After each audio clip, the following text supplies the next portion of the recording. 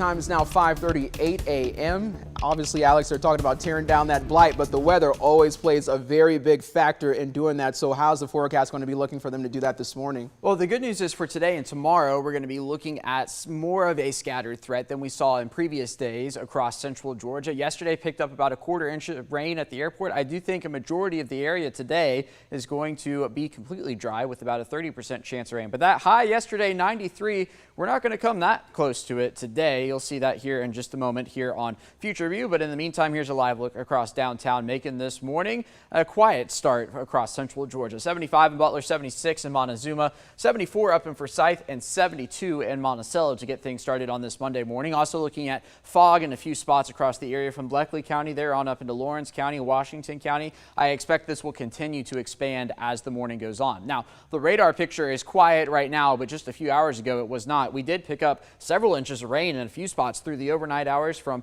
northern Bibb there on up into Jones and Monroe County. Over 3 inches of rain there in parts of Twiggs County, nearly 2 inches in Dublin in the past 12 hours. But when you add this up into the past 5 days, we picked up nearly 10 inches of rain in a few spots, and other spots not so much. Once you get above this yellow color here, that's 2 inches. Once you get above the red, that's 4 inches there. So it's very sporadic in nature. Some spots seeing a lot of rain and others not so much. And it's been that way across the southeast. Take a look at this, specifically on up there into North Carolina, over 6 inches of rain in the eastern third of the state. So this unsettled pattern has been helping significantly across the southeast. As you know, June was very dry for us. July is shaping up to be the opposite. This boundary that brought us all the rainfall still situated in southern Georgia. That's trying to work its way down into the Gulf of Mexico. We'll have to see what happens with that. But for now, high surface, high pressure and control across the Appalachian Mountains. Here we go into Future View today. Notice we're not getting the shower and storm threat that we've seen the past few days. Instead, we're seeing these green dots across the radar.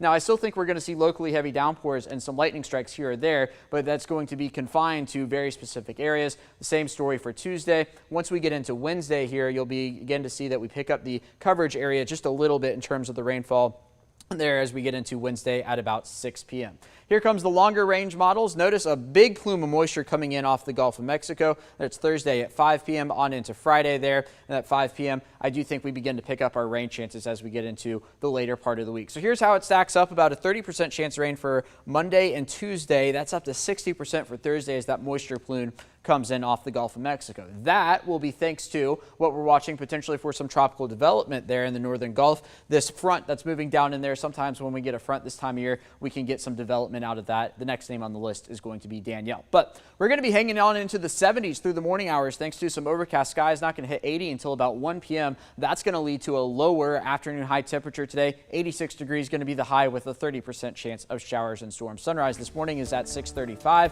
Then for tonight, 72 degrees. Partly cloudy and cooler here in central Georgia. Again, today and tomorrow, drier. 40% chance of rain on Wednesday. That's up to 60% for Thursday. But notice these high temperatures, with the exception of Wednesday, hanging out in the 80s as opposed to the 90s, getting a break from the heat here in central Georgia.